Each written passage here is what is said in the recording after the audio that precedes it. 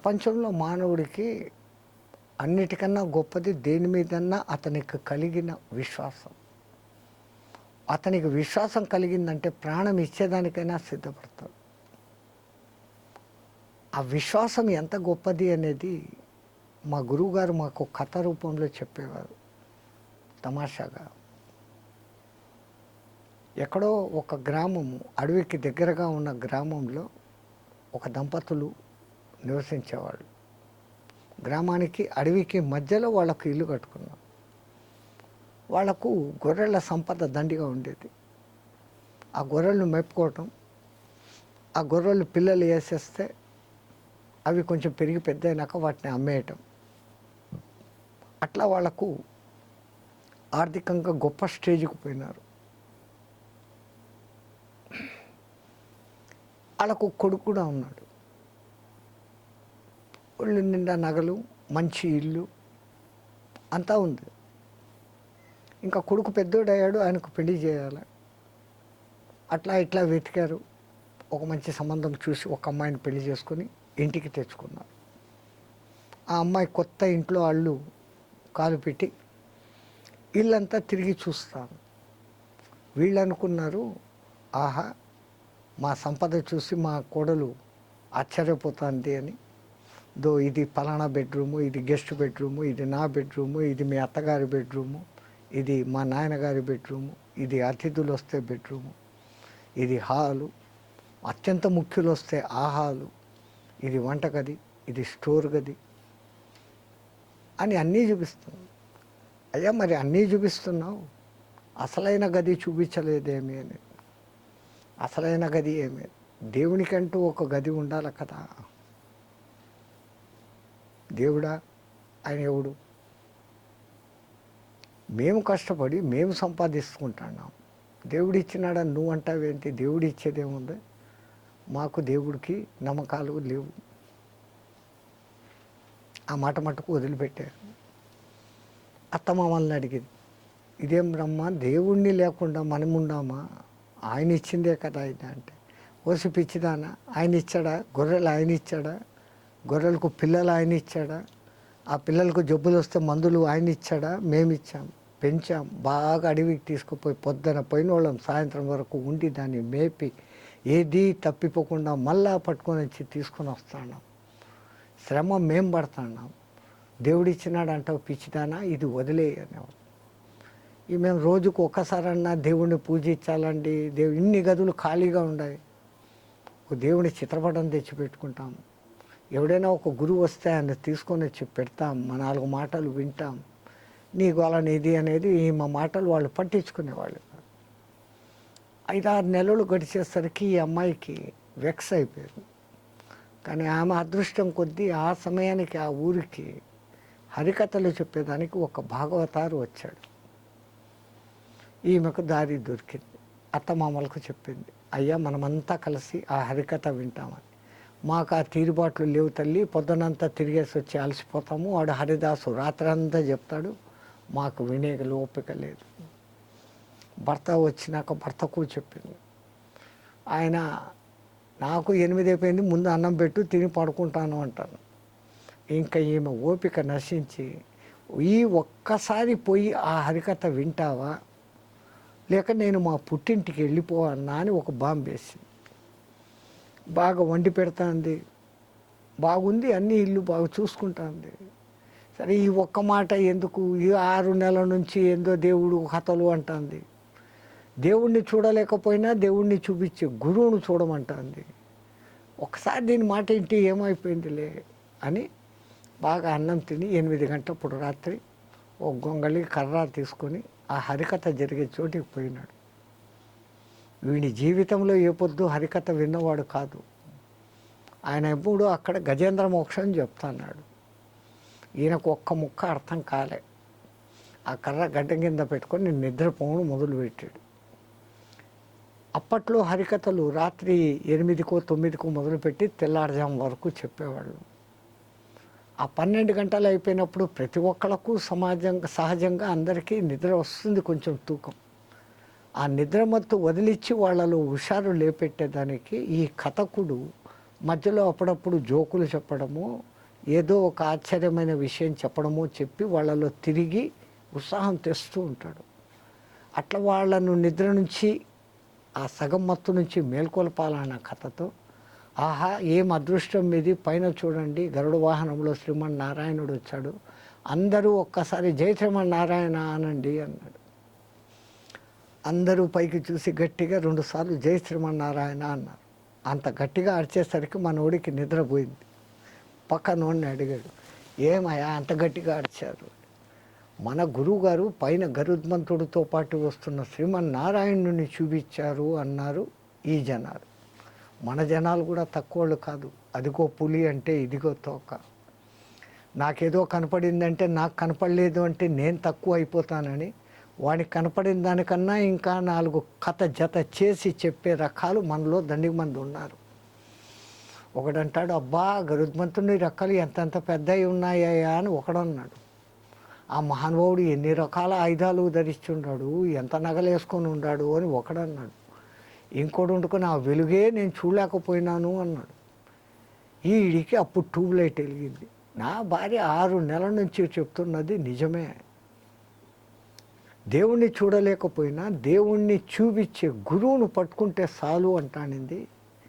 ఈయన్ని పట్టుకొని నేను కూడా ఆ గురువుని చూసినాను, దేవుణ్ణి చూసినాను అని నా భార్యకు చెప్తే ఆనందిస్తుంది కదా.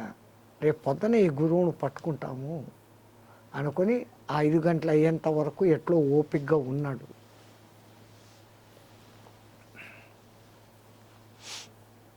ఉండి ఆయన పొద్దున్నే కథ ముగిసినాక వాళ్ళు వీళ్ళు ఇచ్చిన దక్షిణ సంభారాలు తీసుకొని పక్క గ్రామానికి వెళ్ళిపోతూ ఉన్నాడు. ఆ ఇంకో గ్రామానికి పోవాలంటే అడవిలో నుంచే పోవాలి. ఆయన మూటంతా మోసుకొని అడవిలో పోతా అంటే మన గొర్రెల కాపరి ఆయన వెనకపడ్డాడు. గురువా ఆగండి అన్నాడు. మన హరికథ భాగవతారికి కొంచెం గర్వం ఎక్కింది. ఆయన ఎంతసేపు యో భాగవతారు అనేవాళ్ళు, కానీ గురువు గారు అని గౌరవంగా పిలిచిన వాళ్ళు లేరు. ఏం నాయనా, ఏమి నన్ను నా ఇంటి వస్తున్నావు అన్న. ఏం లేదండి, రాత్రి మా ఊరి వాళ్ళందరికీ మీరు శ్రీమన్నారాయణుని చూపించారంట. ఆ సమయానికి నేను నిద్రపోతున్నాను. బాబు నాకు ఒక్కసారి ఆ నారాయణుని చూపించు అన్నాడు. ఒరే, నేను నారాయణుని చూపించేటట్టుంటే ఈ హరికథలు చెప్పుకొని ఎందుకు బతుకుతానరా? నిద్రమత్తు వదిలిచ్చేదానికి ఏదో చెప్పాను నాయన, అదంతా నిజం కాదు, నారాయణుడు రాలేదు అని. నువ్వు రాలేదని అంటావు. ఊర్లో ఎవరిని అడిగినా కానీ అదేందో గరుత్మంతుడంట, అంత పెద్దదంట, నగలంట, 4 చేతులంట, ఆయుధాలంట, అంతంత క్లియర్గా వాళ్ళు చెప్తా అంటే నువ్వు కాదంటావు. నాకు ఒక్కడికి చూపవా? అరే లేదురా బాబు, నువ్వు చూగురువా అని ఈయన, నా చేత కాదురా అని ఆయన. గంట అవుతుంది, 2 గంటలు అవుతుంది, దాదాపు 12 అవుతుంది మధ్యాహ్నం 5 నుంచి, పొద్దున 5 నుంచి. ఈ బంకగాడేంద్ర బాబు నా తలకాయ తింటాన్నాడే అని ఆయనకు.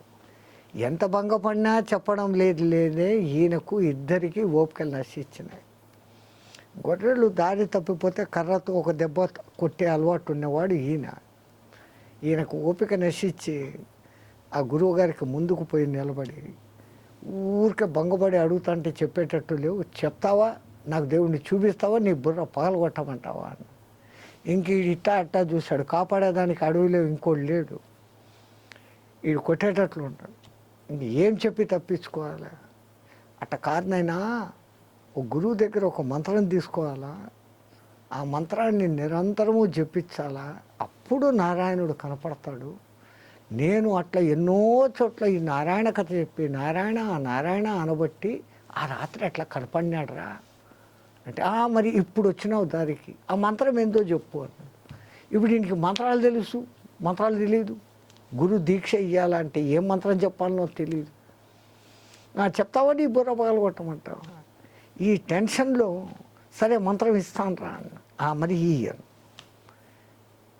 బంకనారాయణ వచ్చిపోరా నాయన, వీడు బంకలాగా పట్టుకున్నాడు అనేది ఉంది ఒక సైడు. బంకనారాయణ వచ్చిపోరా నాయన అన్నాడు. ఇది మంత్రము.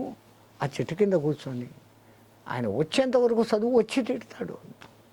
మరి ఆ 8 గంటల కథ మొదలుపెట్టి 12 గంటలకే వచ్చినాడు కదా. ఇప్పుడు నాకు కూడా ఈ మంత్రం చెప్తే వస్తాడు. ఈ మాట చెప్పేదానికి స్వామి ఇంతసేపు చేస్తేవి, నన్ను కోపగించుకునేటట్టు చేస్తేవి, ఇంకా నీ దారిలో నువ్వు నేను కూడా ఒక 5-6 గంటలు కూర్చొని చేస్తా, వస్తాడేమో. కూర్చున్నాడు. పోయిందిరా ఈ బంక తలకాయ నొప్పి అని ఆయన వెళ్ళిపోయాడు. ఈయన కూర్చున్నాడు. ఆయన అక్కడ ఆ ఊరు చేరి కథ మొదలు పెట్టేంత ఆ కొంచెం 4 గంటల టైంలో ఈయన ఇక్కడ ఇదే చదువుతూ కూర్చున్నాడు కళ్ళు మూసుకొని. బంకనారాయణ వచ్చిపోరానాయన, బంకనారాయణ వచ్చిపోరానాయన. ఎవరికీ సామాన్యంగా ప్రత్యక్షం కాని ఆ శ్రీమన్నారాయణుడు, వేల సంవత్సరాలు తపస్సు చేస్తే తప్ప కనపడని ఆ శ్రీమన్నారాయణుడు ఆ 4 గంటలకే నిశ్చల మనస్సుతో గురువు నాకు ఈ మంత్రం ఇచ్చినాడన్న విశ్వాసంతో, అది మంత్రమా కాదా అని చూడకుండా ఆ అత్యంత విశ్వాసంతో చేసిన విశ్వాసానికి మెచ్చుకొని ఆ శ్రీమన్నారాయణుడు ఆయన ఎదురు నిలబడ్డాడు. భుజాన్ని తట్టి, నాయనా లే, నీ తపస్సుకు మెచ్చాను, నీకేం వరం కావాలా అన్నాడు. ఈడ అసలు ముందు కళ్ళు తెరిచి తెరవగానే ఎవడా నువ్వు అన్నాడు. వీడు ఇంతకుముందు ఎప్పుడు శ్రీమన్నారాయణుని చూసిన పాపాన పోలే. నువ్వు ఇంతవరకు జపం చేసిన బంకనారాయణుని రా అన్నాడు. నువ్వు బంకనారాయణుడు సంగతి నాకేం తెలుసు, కాసేపు ఇక్కడనే ఉండు, నేను పోయి మా గురువుగారిని తీసుకొని వస్తాను. గురువు ఎంతకు రా, నేనే ఉన్నాను ఈడ, నీ తపస్సుకు మెచ్చాను, ఏదన్నా వరం అడుగు, ఇచ్చి నేను పోవాలా, నాకు టైం లేదు. మళ్ళీ వరమా అదేంది అని. అంటే తపస్సు చేస్తే వరం కోసమే కదరా నువ్వు తపస్సు చేసింది అన్నాడు. వరం అంటే ఏంది అన్నాడు. వీడికి వరం అంటే ఏందో నువ్వు ఎక్కడ తిక్కలోనివి రా, వరం రా, నీకు కావలసిన కోరిక కోరుకో, అది ఇచ్చే నేను పోవాలా. జగత్ సర్వం దైవాధీనం, తద్దైవం మంత్రాధీనం, తద్మంత్రం సాధకాధీనం. సాధకుడు ఉత్కృష్టుడు రా. ఈ గోల కాదు కానీ ఒక 10 నిమిషాలు ఉండు, పోయి నా గురువుని తీసుకొని వస్తాను. సరే పోరా నాయన. ఈయన కొంచెం దూరం పోయినాక ఈయనకు డౌట్ వచ్చింది. ఇంత అడవిలో ఇంత నగలు దిగేసుకొని ఉన్నాడు, వీడు ఉంటాడో వెళ్ళిపోతాడు మా గురువుని తీసుకుని వచ్చేంత వరకు. అట్లా చూశాడు. ఒక మంచి గట్టి చెట్టు మొద్దు కనపడింది. అరే బంకనారాయణ ఇట్లా రా అన్నాడు. వచ్చినాడు. ఈ చెట్టును గట్టిగా పట్టుకో అన్నాడు. పట్టుకుంటే ఆ చెట్టుకు ఈ నారాయణుని తన దగ్గర ఉన్న కంబళితో కట్టాడు ఆ మహానుభావుడు. పోకుండా ఇంకా కర్ర తీసుకొని అవతల ఊరుకు పరిగెత్తా పోయినాడు.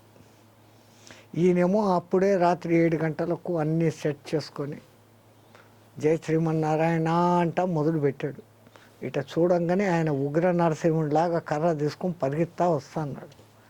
నా బంకనారాయణ మంత్రం పనిచేసినట్లు లేదు, నా బుర్ర రాంకీర్తన పడేదానికి వస్తానాడు అనుకొని ఆ ఊరి పెద్ద మనుషులతో చెప్పాడు. వాడెవడో నన్ను బంకలాగా తగులుకున్నాడయా, నేను వానికి ఏదో చెప్పాను, ఆ దోమలు గడిచింటే ఇప్పుడు నా మీదకి వస్తున్నాడు, నన్ను కాపాడండి. పెద్ద మనుషులంతా అతన్ని ఆపాడు. ఏమయ్యా అంత తొందరగా వస్తాడు అంటే, మా గురువుగారిని అర్జెంటుగా అడవిలోకి తీసుకుపోవాలండి. దేనికి రా, మా గురువుగారు అదేందో మంత్రం ఇచ్చారండి, ఆ మంత్రం చెప్తే వస్తాడంట అన్నాడండి. నిజంగా వచ్చాడండి. ఏమా మంత్రం? బంకనారాయణ వచ్చిపోరాడని. ఎదవా ఇది ఒక మంత్రమా? అవునయా మా గురువు ఇచ్చాడు. ఇస్తే ఏమైంది? ఆ బంకనారాయణుడు అంటే ఎవడో వాడు వచ్చుండాడు ఆడ. ఆహా, ఈ నారాయణకి బంకనారాయణుడు వచ్చాడా? అవును సార్, పాపం వాడు నిజం చెప్తున్నాడా లేదా? వీళ్ళు నమ్మలేవు. అప్పుడు